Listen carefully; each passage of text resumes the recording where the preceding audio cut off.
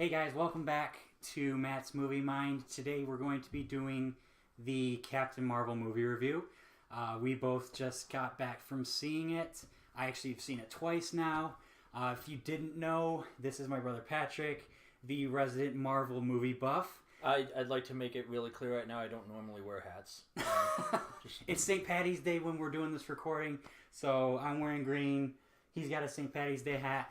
But figured we would talk a little bit about the Captain Marvel movie since we're both pretty big Marvel fans. And we've obviously both seen it, so we both have thoughts on it. First of all, I thought the first time I saw it, it was pretty good. I wasn't blown away or anything. But the second time I saw it, I thought it was a lot better, and it leads into the Avengers a little bit better. But what were your initial thoughts? Well, I think the first time I saw it, I enjoyed it a little bit more than you did. And you know, when you get a second viewing, I think you you notice more detail, so you end up I guess appreciating it a little more. No, I really liked it. Is it better than Thor? Because Thor is pretty much his favorite character. Well, definitely better than the Dark World. But so you finally admit that Thor: The Dark World is like the worst Marvel movie. I'm not saying, I'm not confirming or denying whether it is the worst or not, but yeah, I mean, I don't know if I liked it better than Ragnarok, but no, I thought it was really good. I definitely liked Ragnarok. I think it's a very strong first title for a character, so introduction to a character. Yeah. So where would you put it? Would you put it up there with your favorites then, or middle tier or somewhere? Yeah, probably upper middle tier. Okay, I guess we're getting really specific. Really right specific. It's like I don't know about upper tier. Upper but I don't know about middle tier somewhere around there. I would probably put it smack dab right in the middle somewhere. Yeah. I don't think it was really well. It might have been firstly because that it was, like you said, the first entry in a series, so they have to introduce a new character. They have to introduce tons of new characters. And like CGI Samuel Jackson and CGI Clark Gregg are probably new characters in and of themselves because it's I think they did a pretty good job of making him look not old. Oh yeah, no, the CGI was incredible. You couldn't even really tell that it was. I mean, it's not CGI. like Tarkin in that Star Wars movie where he basically looks like a CGI mummy, but we're veering off here, but it was well done. It was well done. But you're right. You could tell it was CGI, at least in that movie. Bit. This one, and it's interesting because they're both Disney, but in this one you could definitely. It was really well done. But as far as the character of Captain Marvel, first female character as far as having her own standalone movie, what did you think of? Like I said, kind of like the very first female character. Like, did you like how she was portrayed? Yeah. They did a good job of yes, this is our first standalone, our first female lead character, and they didn't make it overbearing, I guess. Right. I don't know if that makes sense. No, because that's kind of what I was worried about going in. Like, if it was going to be too much. No. Like, this is the first female character, so like she has to be. The toughest person. Like, she did have like moments. Well, she's basically Superman for Marvel, right? I mean, she did have moments when she was vulnerable, though. Like, she wasn't like Superman in that way. That like the only thing that kills Superman is kryptonite. But for Captain Marvel, like, she had moments where you could see like she was vulnerable. Something that you really liked about it was the '90s setting.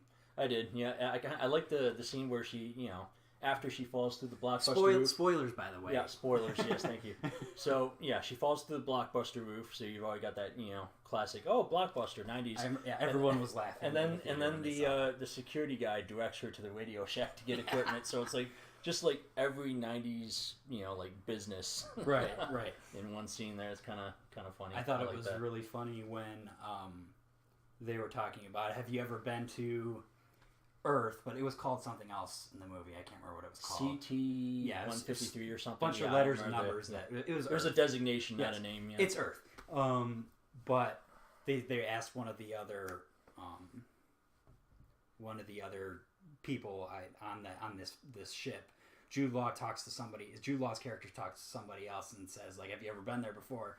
And she's like, yeah, it's a real Shit. shithole. Yes, it's a real shithole. I thought that was really funny because in the 90s it was probably, I mean, it probably wasn't great. I mean, it's not great, some of it now, but anyway. So I think we'd be remiss if we didn't talk a little bit about the action set pieces in this movie. Obviously, if you've seen any Marvel movies at all, action is a big part of it, and they always do a really good job of creating action set pieces that really blow your mind. So, favorite moment or anything that really just blew your mind in this movie? Yeah, it's definitely the climax, and that's what it should be, really, right. For any action movie. Yeah, you want the climax to be the best part, and, right? I really liked it because she finally like fully realizes her abilities and her powers. And you get to see her kind of act them out, which is really cool. She basically, she flies into space. She, destroys like what looks like a Kree capital ship or something. Right. By essentially flying through it. So that's really cool hero moment. Yeah, really cool hero. Yeah, I really like that part. I like the part where Ronan launches his missiles and she catches like the first one that's coming in, and throws them all back, and he's kind of like, this planet doesn't have a planetary defense system. And he's all confused and everything, and then they did a really good job of taking her from somebody who's hasn't quite figured things out or realized their full potential to somebody who's basically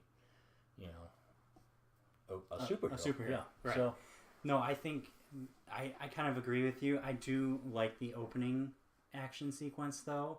It was a little bit dark, but I did like the all the Kree the super soldiers. I don't even know what they are, Kree warriors or whatever. The sequence on Torfa near the is that Torfa? Yeah, Torfa, where you've got all these like Kree special unit, commandos or whatever you want to call them, and they're all like fighting, and I thought that was a really cool set piece. But I totally get. The climax was pretty cool. I do really like the part too where they have whatever that inhibitor or whatever that is, and that's what suppresses her powers. And then when she takes it off and like she starts like glowing like she's irradiated, that was a really cool part as well. So we got the 90s music, in the last movie, and then we got the 80s music in all of the Guardians movies. I'm waiting for the Marvel movie where we get like 70s glam rock. I can't wait for Elvis. Elvis in a Marvel movie. He's probably going to be his own superhero at some point. But the Flurkin, we have to talk about the Flurkin. Because Goose, the cat, once again, spoilers. Goose, the cat, is actually some type of alien creature called a Flurkin, which partway through the movie you find out, like they do a scan, like the aliens do like a scan on it, and it says it's a Flurkin, and it's not a cat. And I was kind of like, oh, that's funny. But maybe that was just the Kree word for cat. Right, or something. exactly. Yeah, that's what I thought, But it turns out this thing has like tentacles coming out of its mouth to just devour everything in its path. Yeah, it was a Lovecraftian cat. Right, exactly. So, I mean, I definitely thought that was, at least as far as the funny moments, a strong point for the movie. I thought something that was kind of funny to me is...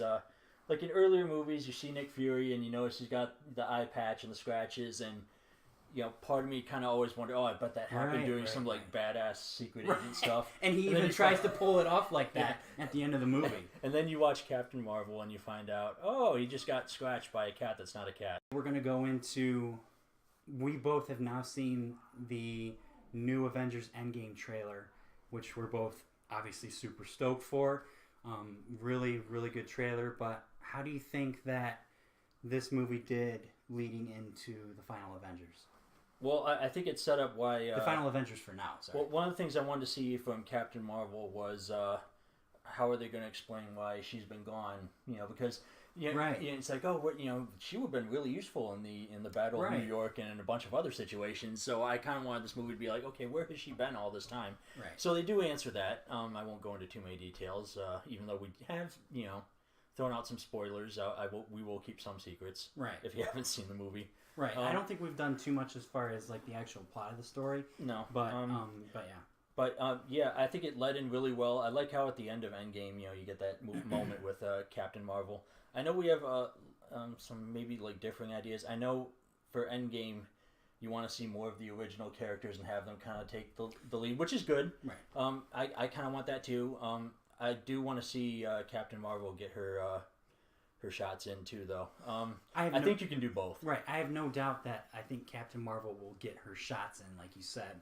Like, she'll get some hero moments. Well, I mean, yes, like I said earlier, she's Marvel Superman. So Right. So she'll have her moments. I'm just hoping that since this will be the last movie for a lot of the original Avengers, that like the characters we've cared about for so long, that I hope that they're the ones that are, really the main focus and the main reason that Thanos goes down. Okay, so that's all we got time for today. This has been Matt's Movie Mind. I'd like to thank my brother Patrick for coming on and sharing his thoughts about Captain Marvel. I know we went off a little bit in some different directions, but I think it was good to kind of bring it all together as a whole. So thanks for watching. Like, share, and subscribe, and I will see you guys soon.